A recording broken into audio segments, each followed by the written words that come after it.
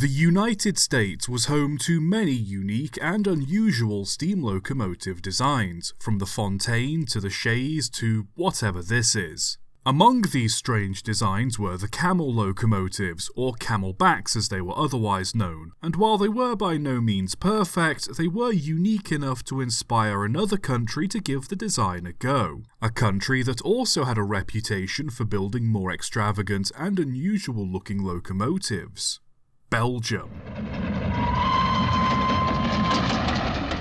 By the 1880s, Belgian State Railways found themselves in need of more powerful passenger engines capable of pulling heavy trains along some of the steeper parts of their network. While a grade of 1.6% isn't much on its own, there were places where the line climbed for miles on end, and with trains starting as heavy as 100 tons, some serious motive power was needed, especially to move them at 65 km an hour as desired. To do the job, a 260 Mogul design was settled on, and in 1884 a prototype was built for testing. Classed as the Type 6, the engine had 3 frames, 2 outside and 1 inside, a pair of inside cylinders measuring 500 by 600 mm, Walschaerts valve gear, 1700 mm driving wheels, was 9.8 meters long and weighed just over 55 tons. It was also fitted with a large, shallow bell pair firebox, and in order to effectively fire it, 2 firemen were needed on the footplate to shovel coal through the 3 firebox doors.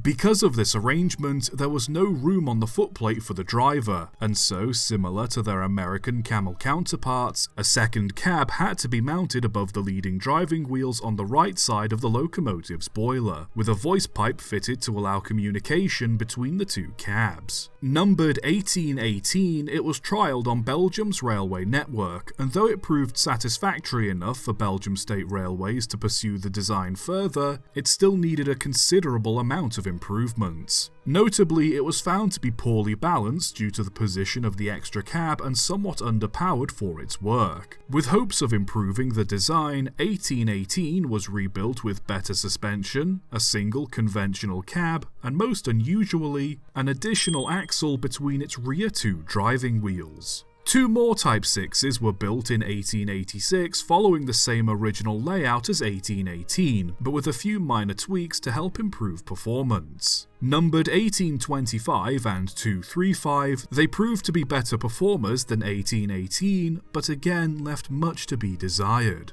For starters, one can imagine that operating the engines proved to be an unusual challenge for the drivers. Though they did have a terrific view ahead from the right side of the boiler, they lacked any visibility to the left.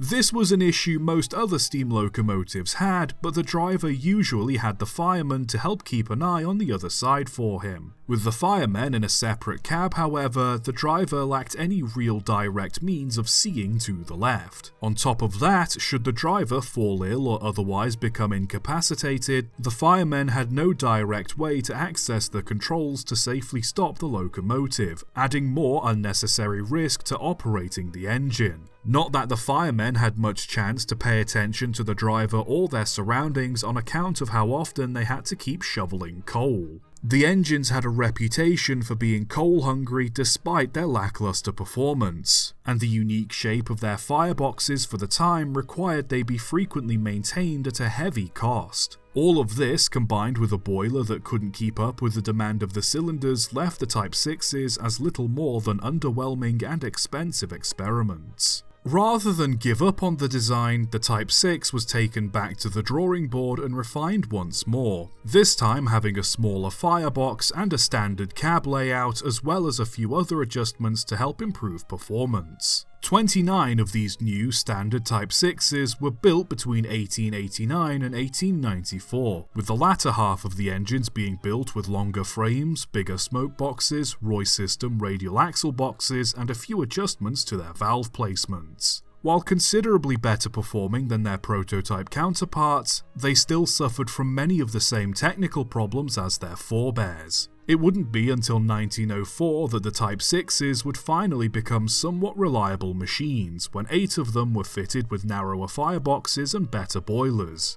being reclassified as the Type 6 BIS. This improvement came too little too late, however, as by this point many of the Type 6s had been removed from working most important services. Only 2 Type 6s remained in traffic after World War I, both being retired by 1923. The remaining 2 double-cabbed prototype engines, meanwhile, had been withdrawn around 1900 on account of their performance and the general dissatisfaction felt by engine crews. Though they were by no means a roaring success, it must be said that the Type 6s, or the first 3 at least, were certainly unique machines, especially by European standards. They may not exactly have been the ideal passenger engines that Belgian State Railways were looking for at first, but the design eventually came together into a decent machine by the end, even if it was too late.